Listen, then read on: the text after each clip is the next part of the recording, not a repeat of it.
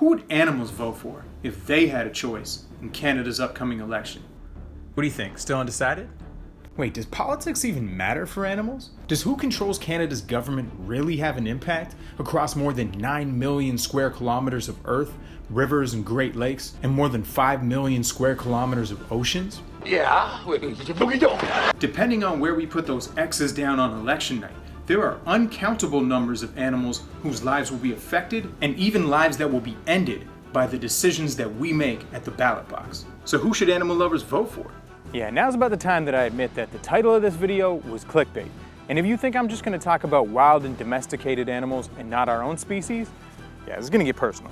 That's because the major life and death issues that affect animals are the exact same life and death issues that affect humans, which are the exact same issues that affect our bank accounts and how much we pay in taxes. How's that work? What's the number one threat to Canadians? What's the number one reason people have to fear for their lives in this country? Is it an invasion from Greenland? Should we be wary of our northern neighbors? Is it terrorism? What's the number one preventable cause of death in Canada? There's actually two main reasons that Canadians' lives are cut short that dwarf all others: cancer and heart disease.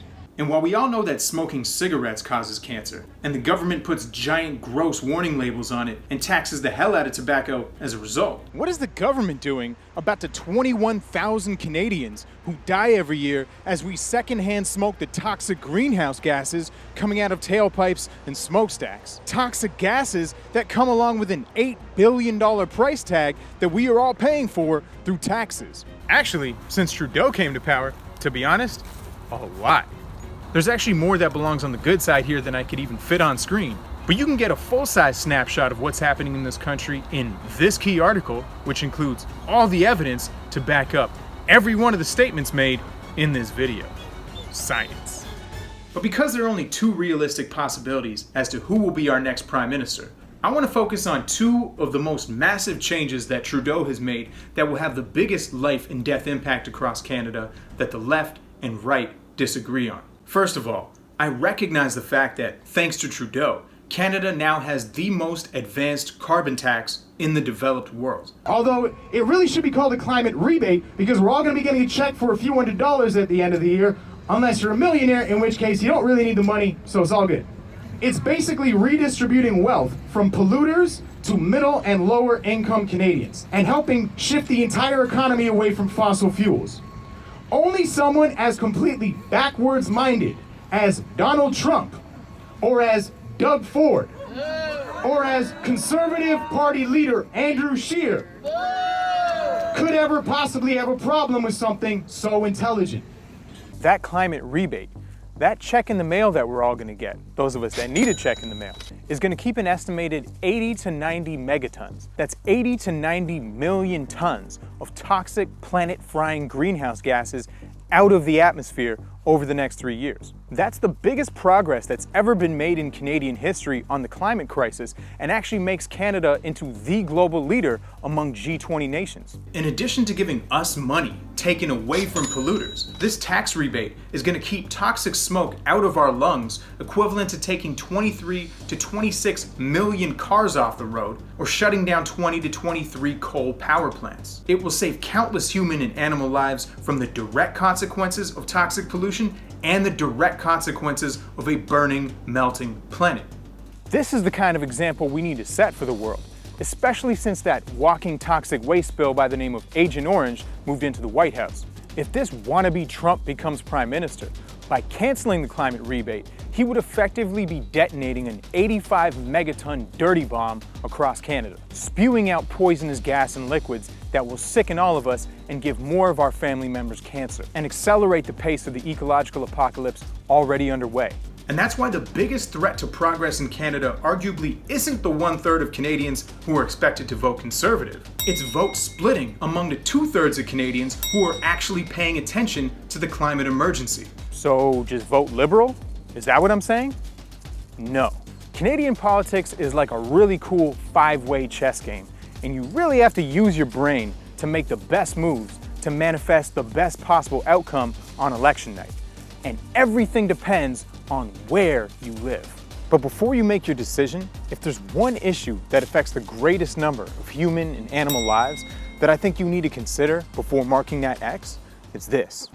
We know that a huge factor in whether or not you develop cancer is what you put in your body, the food that you are made of. But we know that whether or not you develop heart disease is almost entirely connected to the food that you put in your arteries and veins.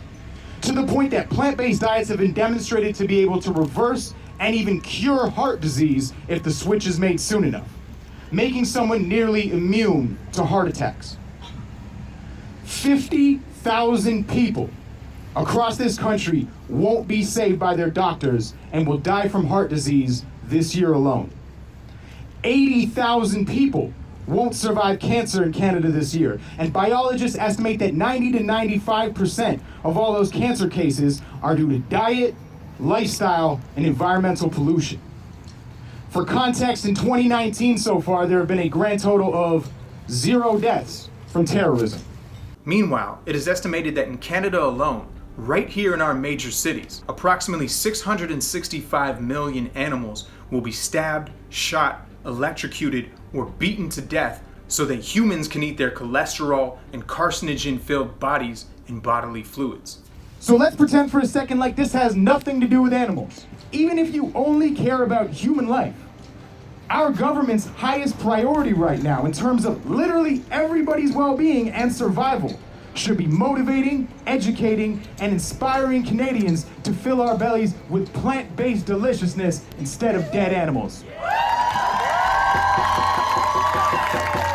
Lo and behold, the Trudeau government has made the greatest progress in Canadian history on exactly that, changing our food guide to be almost entirely plant-based so that fewer Canadians drop dead from preventable diseases. With the side effect being that changing the way our nation is educated about nutrition will save the lives of unknown millions of animals, and many billions of dollars in healthcare costs that could result in us all getting a major tax cut.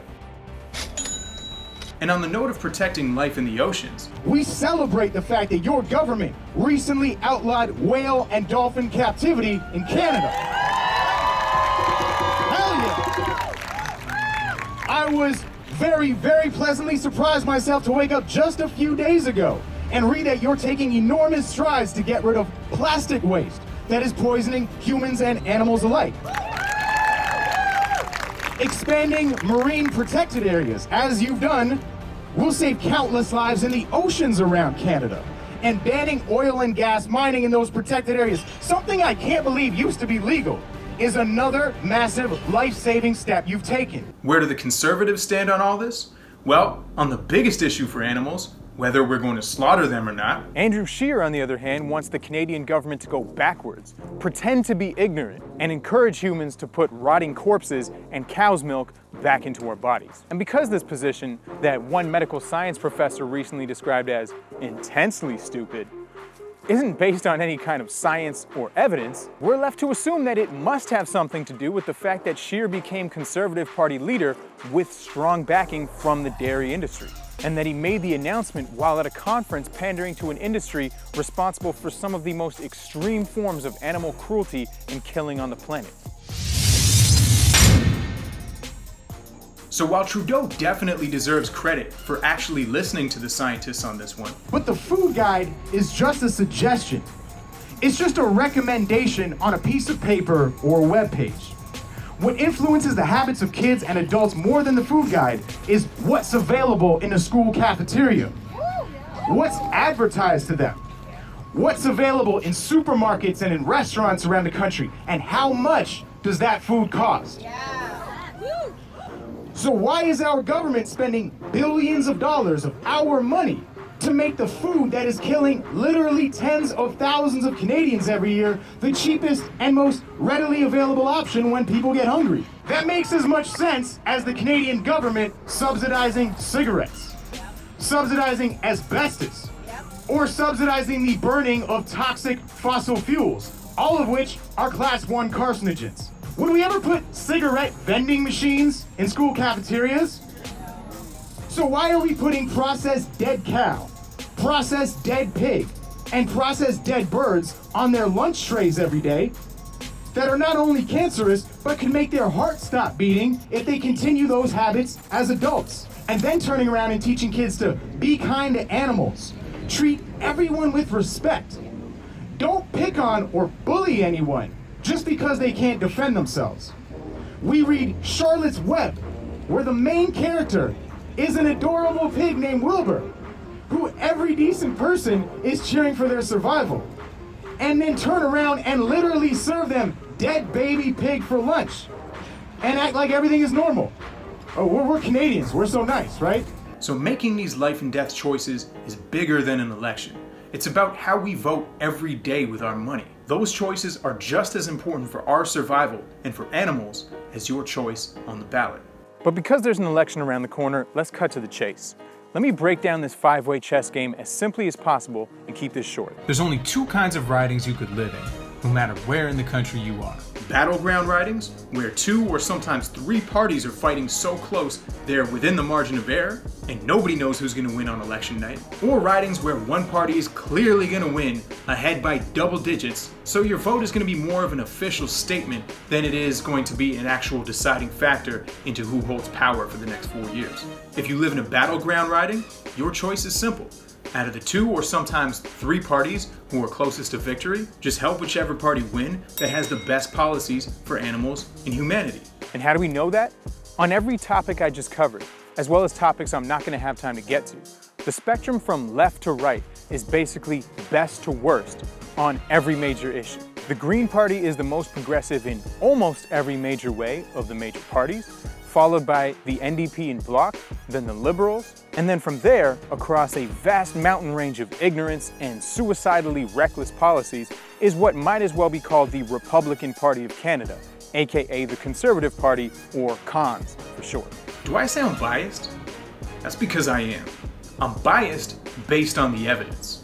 I'm biased based on my own desire to protect my body from toxic and cancerous pollution. I'm biased based on my desire to protect innocent and defenseless animals. And I'm biased because the last time I checked, the Earth is the only planet in the known universe where I can survive. Which is why the bottom line here in preventing a Trump-like unnatural disaster on election night is that if the Cons have a chance in hell of winning in your riding, please vote for whoever is most likely to defeat them.